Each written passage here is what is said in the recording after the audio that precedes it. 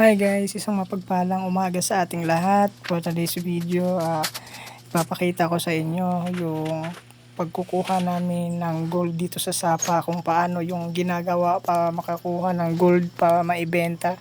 So sa video na to guys, no, makikita nyo na binibidyohan ko yung aking uncle at papa kasi gumagawa sila ng plume kung tawagin.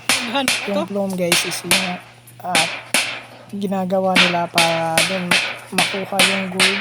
So yun yung proseso, yan yung ginagawa ni Uncle yan na plume kung tawagin. So pag natapos yan mamaya papakita ko sa inyo.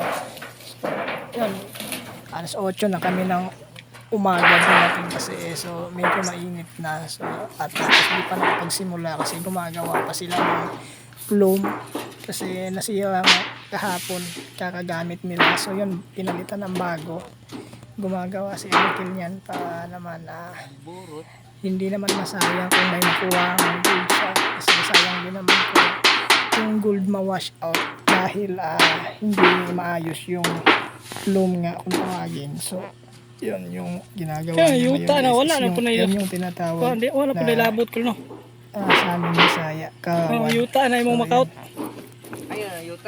Kasi dyan yun ibabagsak yung mga graba.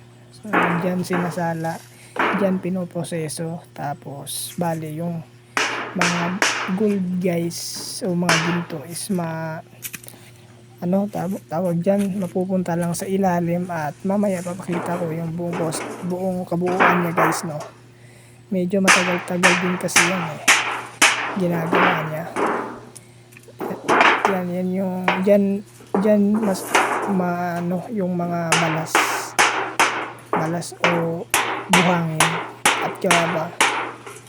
Yung dulo niyan guys is may tinatawag na lawanet na idudugtong dyan kasi dun mapupunta lahat ng gold na makukuha. Dun sila kakabit para siyang magnet case bana. Dun siya, pag napunta siya doon natitigil siya, di na siya pupunta sa ilog, hindi siya sasama sa tubig. So ayun guys, no, yan na yun, may mga butas kasi yung graba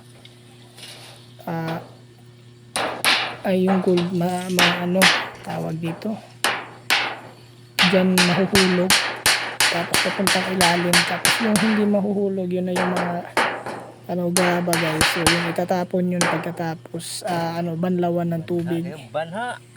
So yun guys, salamat sa inyong panonood. So medyo mahaba-haba din yan.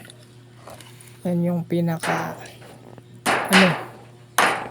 magandang gawin at proseso sa pagkuha ng gold, lalo na di naman tayo alam mo yung may tunnel talaga. So yung mga tunnel naman guys, may mga tunnel. Yan yung mga grabe na tao, big time yan na tao pag may tunnel ka guys, no. Napakalaki ng kitaan dyan. Dito sa amin kasi guys, ganito, panghanap buhay lang to.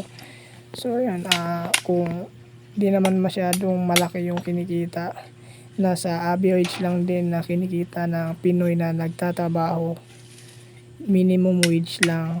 Pero ang pinagkaiba lang dito guys is itong ginagawa namin na pagpa-plasher ng gold is mamalito guwi sa bukid ko.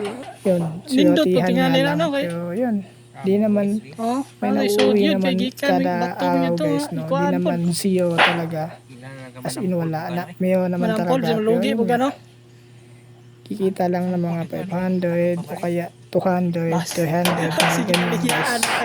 Pandili income lang talaga. Kaya yan, pinagtitiisan na lang din kasi yan lang din yung alam namin na trabaho. So ayan na nga guys, no, salamat sa panonood at mag-subscribe kayo sana sa aming YouTube channel. Ayun nga, salamat sa inyo. Nakaka-relate nito guys yung mga nagtatrabaho din na katulad ng ginagawa namin. So yun, huwag nyo pa i-subscribe yung aking YouTube channel, i-comment para naman monetize na ako dito sa aking YouTube. Maraming salamat guys, I love you sa inyo lahat na nanonood nito.